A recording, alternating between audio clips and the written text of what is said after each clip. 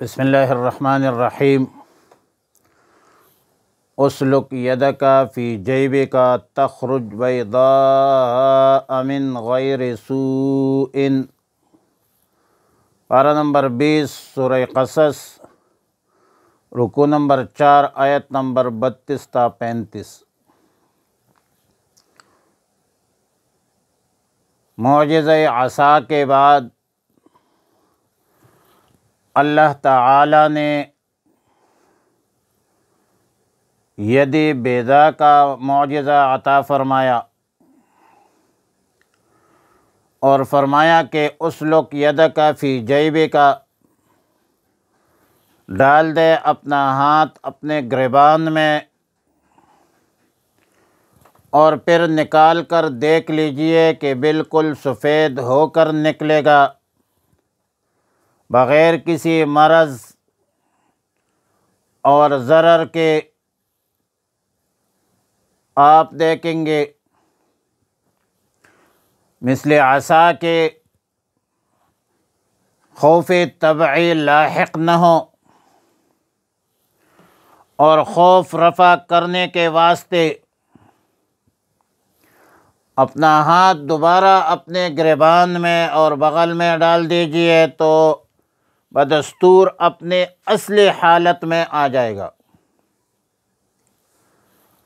خوف طبعی خود بخود ختم ہو جائے گا۔ فذالک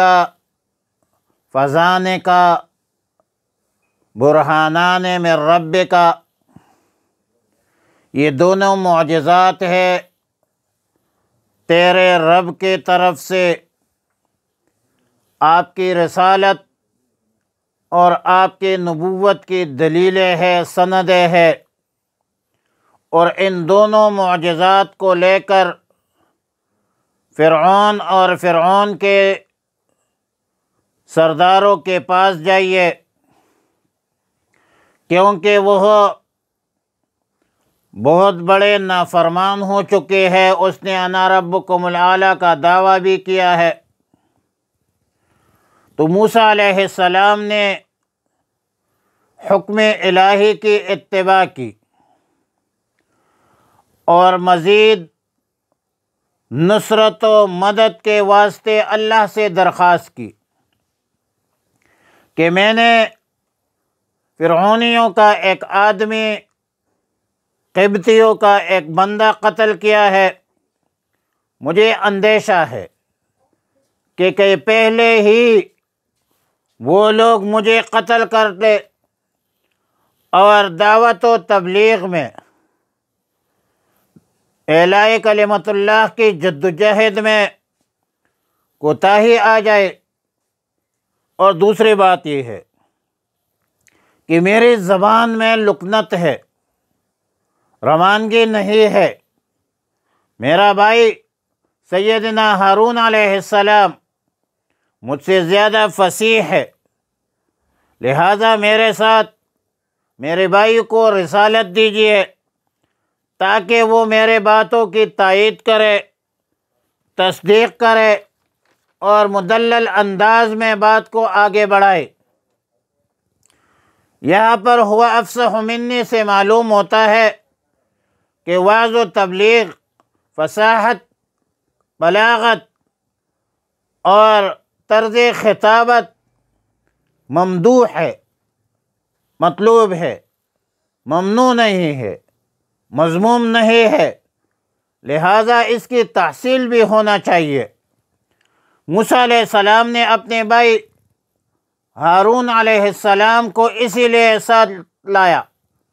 کیونکہ موسیٰ علیہ السلام کو اندیشہ تھا کہ فرعون اور فرعون کے درباری میری تکذیب کریں گا، اور اس وقت پھر مناظرہ کی ضرورت پیش آئے گی۔ زبانی مناظرہ میں عادتاً وہ بندہ کامیاب و کامران ہوتا ہے جن کی زبان میں روانگی ہو اور ذہانت حاضر ہو۔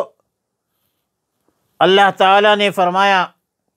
کہ ہم نے تمہارے بھائی کو تمہارے لیے قوت بازو بنا دیا۔ ایک درخواست تو فی الفور منظور کر لی،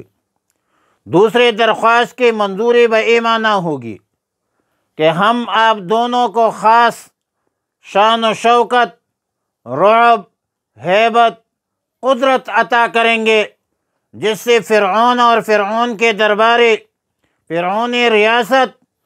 آپ دونوں کا راستہ نہیں روک سکیں گے اور